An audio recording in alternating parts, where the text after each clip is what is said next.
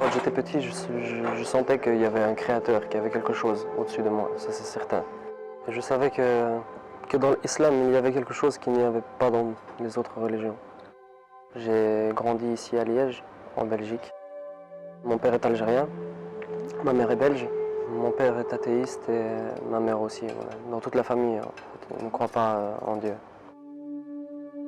J'ai beaucoup d'amis qui étaient musulmans. Ça n'a pas été intentionnel, c'est venu. Je suis quelqu'un d'autodidacte, des cours religieux, oui, à la mosquée. Je m'ennuyais beaucoup à l'école. Je n'aimais pas rester assis et écouter. Je n'étais pas captivé par les cours. J'étais accusé de prosélytisme. C'était pas de ma faute si moi je parle à une personne et qu'après il y en a 20 qui viennent m'écouter. J'ai décidé de quitter parce que je savais que si je restais dans cet établissement ou même dans un autre, je savais que les choses allaient empirer. C'était plus possible pour moi, alors j'ai décidé justement d'apprendre tout seul. J'étais en conflit par rapport à ma conversion avec mes parents.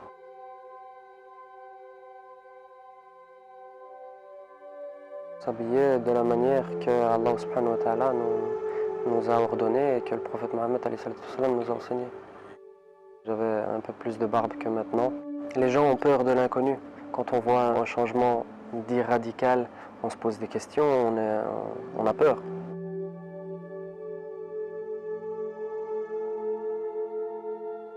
Ça a commencé, le conflit syrien, quand on a commencé à avoir des vidéos sur Internet qui étaient partagées du massacre qui se passait là-bas, de par l'injustice commise par Bachar el-Assad envers son peuple.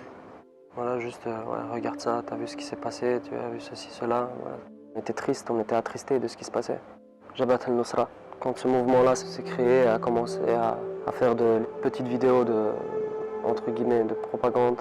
On a commencé à se dire, il faudrait peut-être faire quelque chose. Moi, je pensais juste pour aller les aider. Le cheminement de tout ça, tu récoltes, tu essayes de récolter de l'argent pour pouvoir partir.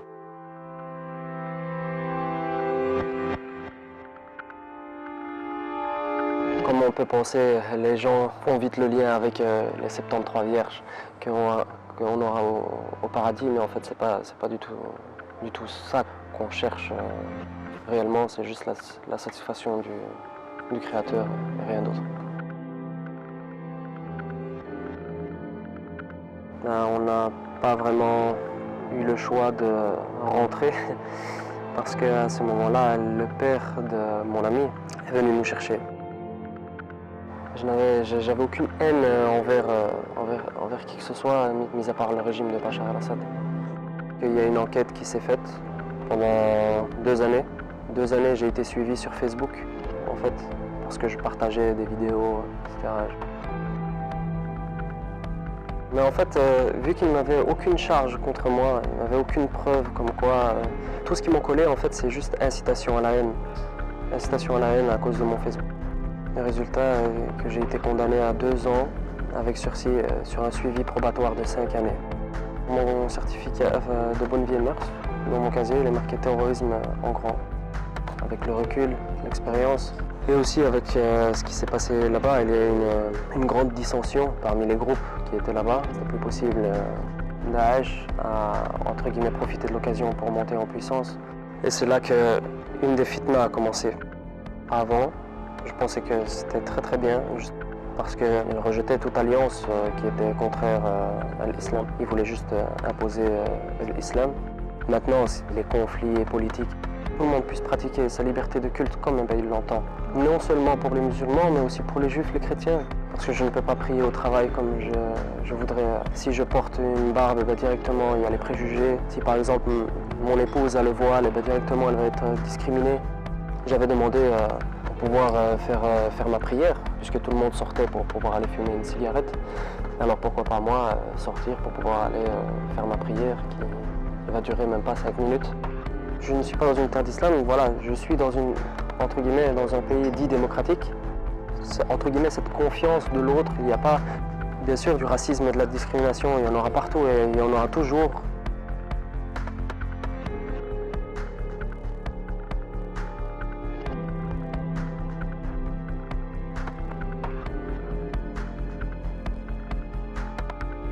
que quand ça a commencé, la coalition, etc., ils se sont donné à cœur joie de bombarder les innocents en Syrie. Daesh, qu'est-ce qu'ils ont fait? Ils ont averti. Ils ont dit écoutez, arrêtez de nous bombarder, sinon vous allez avoir des répercussions, ce qui est normal. Et après, voilà, c'est ce qui s'est passé. On appelle ça la loi du talion, et c'est compréhensible. C'est triste, hein.